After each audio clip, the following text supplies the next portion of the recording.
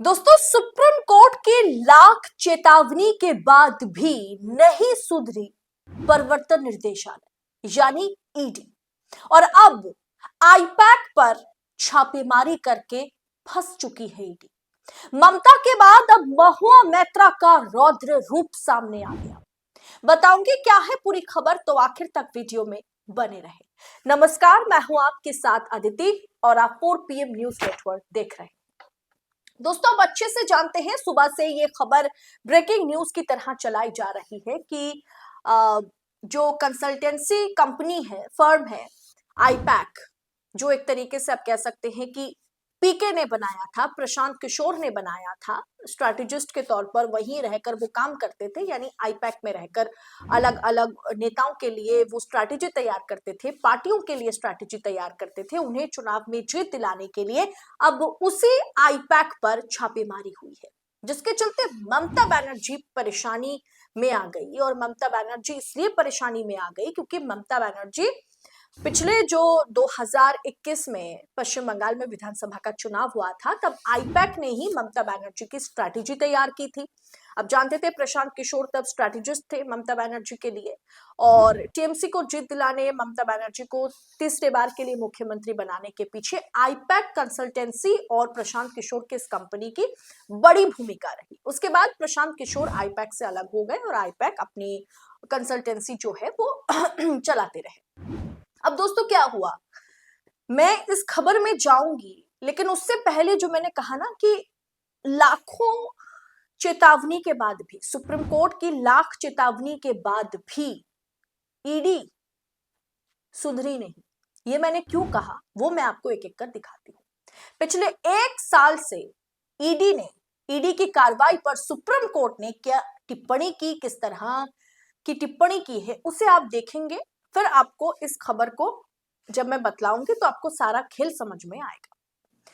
पहली टिप्पणी देखिए, सुप्रीम कोर्ट बोला ईडी ठगों की तरह काम नहीं कर सकती, कानून के दायरे में रहना होगा, 5 साल में 10% से कम मामलों में सजा। एक और हेडलाइन देखिए, बदमाश ना बने, दायरे में रहे। बदमाश ना बने ईडी, दायरे में रहे। सुप्रीम कोर्ट ने ईडी को लगाई फटकार। एक और देखिए, हेडलाइन आपके स्क्रीन पर है कि सुप्रीम कोर्ट ने ईडी को फटकार, मतलब सुप्रीम कोर्ट की ईडी को फटकार। सिद्धरामैया की पत्नी को समन भेजने पर कहा कि राजनीतिक लड़ाई चुनाव तक ठीक है, इसके लिए एजेंसियों का इस्तेमाल क्यों। मतलब आपको अगर राजनीतिक लड़ाई लड़नी है तो चुनाव में लड़िए, उस एजेंसी का, जांच एजेंसियों का इस्तेमाल राजनीतिक फायदा उठाने के लिए मत कीजिए। ये ईडी पर टिप्पणी है, महज 5 महीने पहले सुप्रीम कोर्ट ने ये टिप्पणी की। एक और देखिए हेडलाइन, सुप्रीम कोर्ट ने ईडी को लगाई फटकार, राजनीतिक लड़ाइयों में क्यों इस्तेमाल हो रही है ईडी। कृपया हमें बोलने पर मजबूर मत कीजिए, वरना हमें ईडी पर सख्त टिप्पणी करनी पड़ेगी। महाराष्ट्र का मेरा खुद का अनुभव है। दोस्तों, ये पिछले 1-1.5 साल से सुप्रीम कोर्ट लगातार ईडी को कहता आ रहा है। जजेस ईडी को सबक सिखाने की कोशिश में लगे हुए हैं पिछले 1 साल से, और इसीलिए मैंने कहा कि लाख चेतावनी ईडी को चेताया गया, ईडी को समझाया गया, ईडी पर टिप्पणी की गई, फटकार लगाई सुप्रीम कोर्ट ने, उसके बाद भी ईडी सुधरी नहीं। और आज सुप्रीम कोर्ट की लगातार फटकार चेतावनी के बावजूद भी बंगाल चुनाव को सूंघते हुए ईडी बंगाल पहुंच गई, और चुनाव से ठीक पहले ईडी ने वही काम करना शुरू किया जिससे पहले वो हर राज्य में करता आया। आज बंगाल में क्या हुआ दोस्तों, पश्चिम बंगाल अभी चुनावी माहौल के बीच फिर एक बार गर्मा गया, और आज सुबह सुबह बड़ा हाई वोल्टेज ड्रामा देखने को मिला। पॉलिटिकल कंसल्टेंसी फर्म है आईपैक, जी हाँ आईपैक। इन सारे घटनाक्रमों के बीच 2 नाम खास तौर पर सामने आ रहे हैं। पहला नाम तो आईपैक का है जो कंसल्टेंसी फर्म है, और दूसरा है प्रतीक जैन जो अभी हेड है आईपैक। यहां बता दें दोस्तों कि आईपैक बड़ी पॉलिटिकल कंसल्टेंसी फर्म है। इसकी शुरुआत प्रशांत किशोर ने की थी, जिन्हें पीके के नाम से जाना जाता है, और साल 2014 में लोकसभा चुनाव से पहले प्रशांत किशोर ने इसी कंपनी को इस्टेब्लिश किया था और इसी कंपनी के जरिए प्रशांत किशोर ने 2014 में नरेंद्र मोदी की सत्ता में उनको सत्ता दिलाई थी एक तरीके से। और आज सुबह सुबह ईडी की टीम कोलकाता पहुंची और पॉलिटिकल कंसल्टेंसी फर्म आईपैक से जुड़े ठिकानों पर छापेमारी की। ईडी फर्म के ऑफिस में छापेमारी करने पहुंची थी। जैसे ही ईडी की शुरुआत हुई, मतलब ईडी छापेमारी करना शुरू करती है, थोड़ी देर में वहां सीएम ममता बनर्जी खुद दफ्तर में पहुंच जाती है।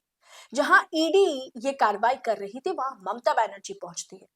अब दोस्तों सामने क्या आया कि ईडी जिस मामले में कार्रवाई कर रही है उसके तार ममता बनर्जी और पार्टी से भी जुड़ी हुई है, ये कहा जा रहा है। इसीलिए विपक्ष का कहना है, यानी बंगाल में जो विपक्ष है भाजपा का कहना है कि ममता बनर्जी इसीलिए इतना ज्यादा तत्पर होकर के दफ्तर पहुंच गई। अब दोस्तों ये सब कुछ इस समय क्यों हो रहा है, क्योंकि यही आईपैक 2026 बंगाल विधानसभा चुनाव के लिए टीएमसी और ममता बनर्जी के लिए स्ट्रैटेजी बना रही है। IPAC is again assigned for 2026 election for Mamata Banerjee to win, यानी ममता बनर्जी को जिताने के लिए आईपैक फिर से काम कर रही है। और आईपैक के पास ममता की पार्टी किसे इस बार उम्मीदवार घोषित कर सकती है, किन किन पर ममता की नजर है, किस स्ट्रैटेजी के तहत इस बार टीएमसी चुनाव लड़ेगी, मुद्दा क्या होगा, कैसे भाजपा को घेरना है, ये सब लिस्ट डेटा सब कुछ आईपैक के पास है। और इसीलिए आईपैक में छापेमारी करके डेटा सीज करने की कोशिश ईडी करती है।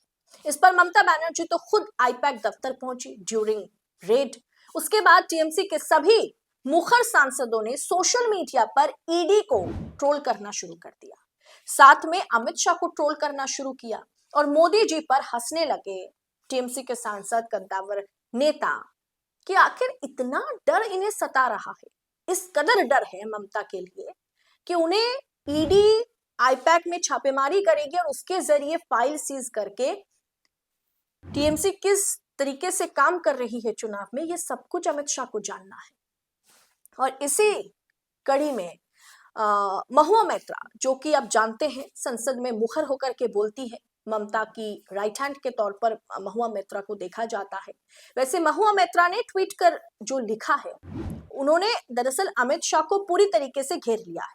महुआ मैत्रा ने ट्वीट करते हुए लिखा कि बीजेपी ऑफिशियल डराओ धमकाओ arm the ED raiding consultants to illegally gain access to All India Trinamool Congress official strategy documents, candidate lists, etc. in last-ditch effort for 2026 Bengal.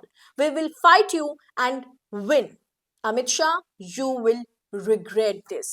यानी इसमें ईडी और अमित शाह को टैग करते हुए कहा गया है कि you will regret this. दोस्तों समझिए महुआ मैत्रा क्या कहने की कोशिश कर रही है। महुआ मैत्रा ने कहा कि बीजेपी जो ये डराव धमकाओ आर्म है बीजेपी का, चाहे वो ईडी हो, चाहे सीबीआई हो, चाहे इनकम टैक्स हो, ये अवैध रूप से कहीं ना कहीं आज आईपैक पहुंच गया। आईपैक पहुंचती है ईडी और छापेमारी शुरू करती है। 2026 बंगाल चुनाव के लिए अंतिम प्रयास में भाजपा ने ये हरकत कर दिया है, जहां हमारी उम्मीदवारों की सूची और हम कैसे काम करेंगे ये सब कुछ हथियाने के लिए आज ये मुहिम चलाया गया। लेकिन याद रखिएगा, उन्होंने अमित शाह को टैग करते हुए लिखा है कि याद रखिएगा कि हम लड़ेंगे और जीतेंगे, और अमित शाह जी आपको इसका अफसोस होगा आने वाले समय में। यानी दोस्तों जैसे मैंने आपसे कहा कि सुप्रीम कोर्ट ने कई मर्तबा चेतावनी दी, उसके बाद भी चुनाव से पहले ईडी की इस तरीके की कार्रवाई जो है उसकी अब निंदा होती है। आप जानते हैं कि ईडी ने पिछले 5 सालों में कितना अच्छा स्ट्राइक रेट रखा है। 4000 केसेस दर्ज है, तो उसमें 40 केसेस ऐसे नहीं है जिसमें ईडी ने किसी को दोषी साबित कर पाया। फिलहाल इस पूरे विषय पर आपकी राय क्या है? महुआ मैत्रा ने जिस तरीके से अमित शाह को और ईडी को घेरा है, इस पर आपकी राय क्या है? और जिस तरीके से सुप्रीम कोर्ट ने ईडी को चेताया और उसके बावजूद भी ईडी ने फिर से वही काम किया है बंगाल चुनाव से पहले, इस पर आपकी राय क्या है? सारी राय कमेंट बॉक्स में हमें बताइएगा जरूर, क्योंकि आपकी हर एक टीका टिप्पणी हमारे लिए बड़ा महत्वपूर्ण है। फिलहाल इस रिपोर्ट में इतना ही, जल्द होगी मुलाकात। बहुत बहुत शुक्रिया आप सभी का। जय हिंद, जय भारत।